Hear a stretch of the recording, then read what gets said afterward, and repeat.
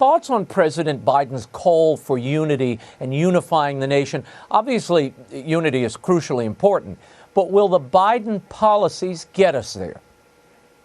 Yeah, this is the problem. You know, President Trump ran as a disruptor, and in some ways, he was seen as a divisive figure because he wanted to call out some of the major public policy problems that were emanating from Washington, D.C. Joe Biden has run on a unifier, but his words aren't matching up because he wants to unify us while he cancels those of faith, cancel those from the conservative side.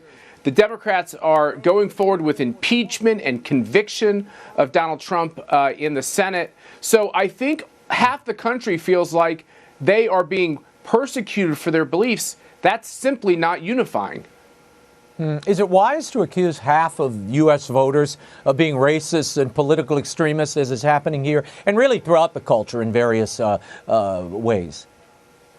This was this unbelievable approach that Hillary Clinton had when her people called Catholics irredeemable, and they called Trump supporters, she called Trump supporters deplorable. It's very strange in politics to slur the voters you seek to support you, and this is the problem that Joe Biden has, which is if he wants to unify this country, stop coming after us. Tell the Democratic Party, enough with impeachment. It's just a distraction, and it takes time away from the important public policy issues. Don't take nuns to court. Don't attack people for their faith. Don't try to tell people that believe that there are men and women, that there's something hateful about that. That's how he could actually help to unify the country. I just don't see the policies coming that would do that. Well, President Biden wasted no time getting down to business. On day one, he issued a slew of executive orders, 17 of them, including rejoining the Paris Climate Accord, rejoining the World Health Organization, a mask mandate on federal property, halting deportations and the building of the wall at the border, and ending the travel ban on predominantly Muslim countries deemed terrorist threats. Are these just knee-jerk attempts to roll back Trumpism or what's considered his agenda? Yeah, so what I would say is you can't have it both ways. You have so many people across the country saying they didn't like Trump the man, but his policies worked and were very popular. And now what you have in the Biden administration is kind of a death knell at the center of these Trump policies, which brought in record numbers of Hispanics and African Americans to support Donald Trump. A lot of union workers and blue-collar working class people supported Donald Trump. Think about the Keystone Pipeline. We can look at that as energy. But if that was your job, if you're one of the 1,000 families that don't have a paycheck because that project was stopped, by the way, those are hard hat jobs, union jobs, it doesn't sound very unifying to them. Well, I mean, just on the border wall question, arrests are down 70% in the Yuma sector due to that wall. Border agents actually requested this, and we're talking about mostly Hispanics. Well, I was down there. I've been down there a number of times. Those are Hispanic border agents. Why ignore this science, if you will, the statistics we're seeing coming just in that isolated instance of the security at the border and how this has contributed to saving those the border agents' lives? Not just the border agents, but the communities, right, Raymond, around them. This is actually cruel to the people who we almost have a magnet trying to attract them to come to the border because we're giving them this hope that they'll become legal American residents. And it creates great humanitarian hardship on those people, on the communities around the border. They're already... The Biden administration is already setting up tent cities. Once you have to set up the tent cities because everybody rushes the border, you have this question about what do you do with children? What do you do with families? Joe Biden is really just replaying the same tape we've seen many, many, many times. Nobody is going to come out ahead with these policies of weakness in a porous border. Another action that President Biden signed on day one, as we mentioned earlier, was an executive order to prevent discrimination on the basis of gender identity and sexual orientation, erasing differences between the sexes. This will presumably allow biological males to compete with women in athletics and vice versa. Your thoughts on this and how this is going to play? Well, look, I just think this comes down to some common sense. The Democratic Party loves to put up signs that say, we believe science is science. I think they're finger wagging at us on climate change, people who have my politics, but then you see the idiocy of saying there's something scientific about saying a baby in the womb isn't a baby. And now you have this kind of insanity and unscientific idea that somehow we don't have chromosomes and you can wake up on Tuesday and make decisions on your gender. I don't belittle the people who have these struggles in their personal lives. Actually, I have compassion for them. But we have to mark and understand what we learned in third grade in science, Raymond. And if we're going to chuck all that kind of like truth, what's the next thing that we all will be browbeaten into accepting? We're on a road that's very dangerous once you start chucking out science and truth and the facts as we clearly know them.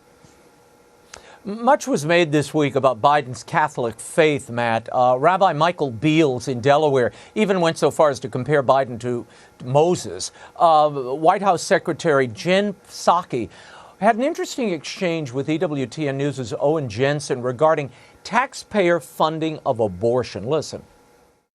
Two big concerns for pro-life Americans. The Hyde Amendment, which of course keeps taxpayer dollars, as you know, from paying for abortions, Medicaid abortions, and the Mexico City policy, which under the previous administration they expanded to keep tax dollars from overseas paying for abortions. So what is President Biden planning on doing on those two items right now? Well, I think we'll have more to say on the Mexico City policy in the coming days. But I will just take the opportunity to remind all of you that he is a devout Catholic and somebody who attends church regularly. He started his day attending church with his family this morning, but I don't have anything more for you. Matt, what does going to church have to do with this policy? Well, this is obviously a very dangerous potential scandal here. I mean, I welcome the idea that Joe Biden, who entered the Senate as a pro-life candidate and supported the elimination of Roe v. Wade for a short time as a senator until he reversed course and he's never kind of looked back. He's chucked out his support of the Hyde Amendment that limits taxpayer funding of abortion. It's rumored that he's going to allow American taxpayer money to flow through international organizations to advocate for abortion. But just think of this. Was Jen Psaki telling Catholics that Joe Biden is actually rethinking these radical positions from the campaign he just waged, or semi-waged? It was a strange campaign. If he's going to do that, of course we would all applaud him for that, for taking the moral and Catholic consistent policies of life. But what I fear is that was just an artful dodge to get through the very first press conference with the only tough question that she had to take, and that Joe Biden, unfortunately, will continue with his hostility towards life. But hey, I guess anything's possible. I'm hoping for this political miracle. Well, the U.S. Catholic bishops, led by Archbishop Jose Gomez, issued a strong and cautionary message for the inauguration. They said this: "I must point out that our new president has pledged to pursue certain policies that would advance moral evils and threaten human life and dignity most seriously in the areas of abortion, contraception, marriage, and gender. Of deep concern is the liberty of the Church and the freedom of believers to live according to their consciences. For the nation's bishops, the continued injustice of abortion remains the preeminent priority." Matt, given Joe Biden's self-proclaimed Catholicism, is this a battle, or is there a battle brewing between the Church and the president here? Yeah, I think there's a battle brewing between bishops who want to steadfastly stand up for the fundamental dogmas of the church and those bishops who might fit more conveniently within the Episcopalian Church. There is a real battle brewing. It's a battle we need to have. I applaud those bishops, even bishops who might have some different politics from people like me, who are willing to stand up for these fundamental doctrines and do it in a compassionate but yet very strong way. It's what our young people need. Our young people who are trying to navigate in this really confusing society, they need to hear it from their bishops. Raymond, if they don't hear it from their bishops, why should we expect that 14-year-old, 15-year-old, or 16-year-old to stand up in their classrooms and espouse these ideas? I mean, this is a real critical moment for our society. I applaud those bishops who are pushing back on the Vatican's timidity here. Well, not all the bishops were on board with this statement, Matt. Cardinal Blaise Cupich of Chicago, along with an unnamed Vatican official, issued a rare rebuke via Twitter of the conference's statement. Cardinal Cupich wrote, "Today, the United States Conference of Catholic Bishops issued an ill-considered statement on the day of President Biden's inauguration.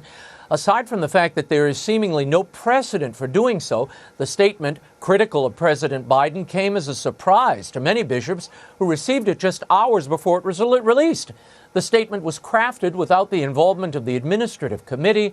The internal institutional failures involved must be addressed, and I look forward to contributing to all efforts to that end. Matt, why is there this division among the hierarchy, and is this productive to have this play out in public, or is this indicative of the partisanship that we're seeing in the church at large? When our bishops engage in the sport of politics, and that seems to overtake the urgent cry from our society for some moral clarity on these questions, I mean, why take any day off from advocating for the unborn? The unborn have no voice, and they are killed thousands a day, millions in our country. I want church leaders that will defend that life each and every time they have the opportunity to. There should be no day off for advocating for the unborn. I'm very disappointed that the Cardinal in Chicago believes that it's a seasonal question of defending life. Well, look, immigration, for instance, is a prudential issue, okay? I mean, people can agree, on the particular policies or disagree. But the bishops, I know they would prefer open borders, a free exchange of people. But when you're talking about something like abortion or marriage, these are foundational, clear-cut moral issues. There is no middle way on these issues. As a Vatican cardinal advocated this week, shouldn't they speak out more forcefully, at least on these handful of issues that are very clear-cut, where there is no prudential judgment at play?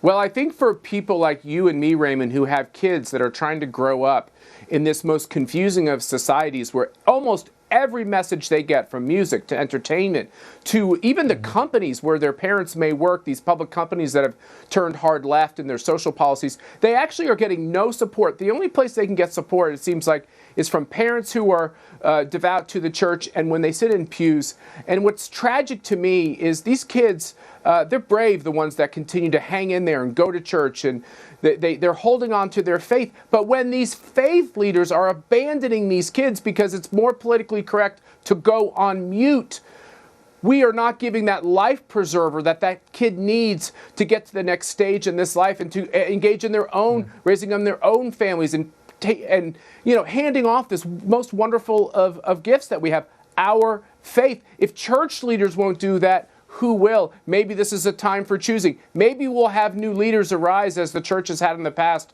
God has a plan here, but I am so discouraged when I see church leaders go for the tall grass. This is not the time for that.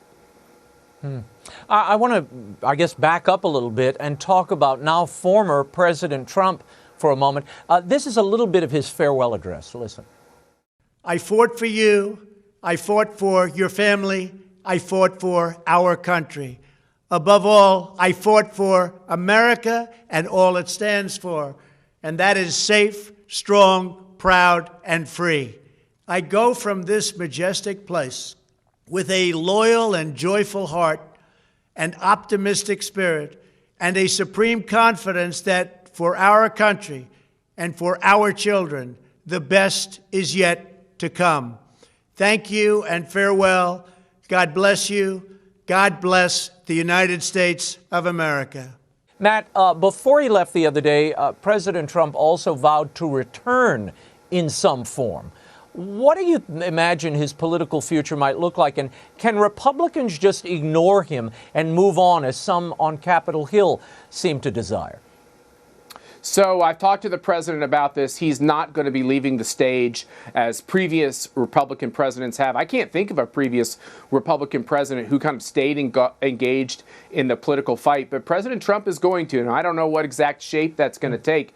But we will continue to hear from him. If Twitter bans him and other social media platforms ban him, he will still speak.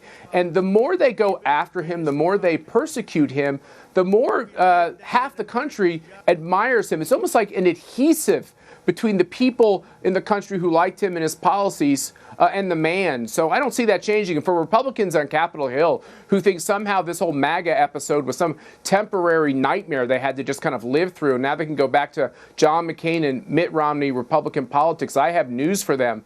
That's not where Republicans, conservatives, and obviously MAGA supporters want to be, if we're ever to win the presidency again and do things like uphold life and religious freedom, it's going to be not because of the Republican Party, it's going to be because of this broader coalition. And people of faith are the central part of that coalition. Well, it is curious, when you went into the Oval Office, Trump's Oval Office, there was not only a sculpture of Andrew Jackson on the credenza behind him, but a portrait of Andrew Jackson hanging on the wall. I've always thought of Trump as kind of this Jacksonian figure who was, rough around the edges. Not everybody in Congress loved him, but the people, that particularly the kind of unwashed, if you will, in the minds of Washington, the people who don't have a voice out in the hinterlands, who are often overlooked, he became their champion. And I think that fighting spirit remains in him. We'll see what happens in the days ahead. But today, or rather earlier this week, both Nancy Pelosi and Kevin McCarthy are now calling for a 9/11-style commission to investigate what happened on the Capitol grounds on the 6th of January. Your thoughts on what that is and what it could mean to Trump's impeachment trial? Yeah, I think it's incredibly important because I've spent decades walking around Capitol Hill. I know the crevices and the corners, and it was a weird day in almost every way. I really admire the Capitol Hill police, but why were they so AWOL? Why was a group of unarmed criminals, people who shouldn't have done it, but why were they so easily able to overtake these authorities? I think everybody wants answers. Instead of canceling people and silencing them, we should be letting people talk more, and we should inform the American people more about what really happened. And Nancy Pelosi has an obligation to come forward with the lack of leadership that occurred on that day. We shouldn't just castigate those people who broke the law, but we should also hold people accountable who have authority and clearly seem to use that authority in a way that put people at risk. Yeah, no, the violence was, you can't condone the violence. It was horrible. No. It shouldn't have happened. It's not a form of protest. I said that earlier this year. I'll say that now. We just can't have violence. But this trial, this impeachment trial, is still waiting in the wings. Does this help Biden's call for unity? And what's the end game here, do you think? It's the opposite. I mean, basically, it's not President Trump who's on trial in the Senate. It's all of us. Because when they use language like, the white supremacy, they're not talking about the sin of racism. They're talking about the fact that you could be Anglo-American and have power, have money, have a good job in society. They're saying somehow like that's a bad thing because they are so focused on the politics of identity, of race, of gender, if there is any gender, of sexual orientation, these types of things. That's how this whole movement, this whole Democratic Party, which has embraced socialism, that's how it animates itself. And so this conviction in the Senate, it's telling half the country who supported President Trump, it's telling them that there's something wicked about their politics, and they're making us all somehow be on the defensive because a couple of yahoos broke the law and did a terrible thing and breached the Capitol. We have to stop being on the defense. I'm a proud Republican. I'm a Catholic first. I'm a conservative second. I'm a Republican third, but I'm a proud Republican. The Republican Party was established to fight slavery, to give African Americans, to give former slaves their civil rights. We have been at the forefront of this movement, and we get put on the defense because so many people in the media and so many people on the left are very good at that. I refuse to be put on the defense of these questions. If we have questions of race in society, let's talk about it in a responsible way. But don't start off by calling me a white supremacist just because I'm trying to succeed in society and give my kids a good life. But clearly this impeachment effort, Matt, is focused on Trump somehow instigating this insurrection on Capitol Hill. Can you impeach a former president on those grounds? And and is Congress going to go back and impeach George Bush for war crimes and Obama for Benghazi? I mean, I didn't realize you could impeach a guy who's already left office. Oh, I got this crazy idea. What about impeaching Joe Biden and Barack Obama for using our intelligence assets to go after their political opponents and reporters, for auditing the Tea Party and the nonprofits that have a conservative philosophy? I mean, if we're going to go down this road of impeaching and then maybe even convicting our political opponents, it's never going to end. And look, if Joe Biden wants to be the president who heals us, he has an obligation to use his voice and tell his party to stop. Instead, he's choosing the opposite. He's acting like he has no role to play here. It'll undermine his primary theme that he can heal this country. He's going to put salt in this wound, and he's going to make it worse. And he's going to actually weaken himself from a political perspective. I know he won't take my advice. The smartest thing Joe Biden could do if he wants to be a healer, pardon Donald Trump, tell his party to stop going after political opponents. Stop going after the nuns who want to practice their faith. Don't use the IRS and HHS to go after people of faith. Stop this insanity. Be everyone's president. Yes, he'll be liberal, but don't use your power to go after your political opponents. That would be a step in the right direction. Matt Schlapp, thank you for being here. We will check in with you in the days ahead.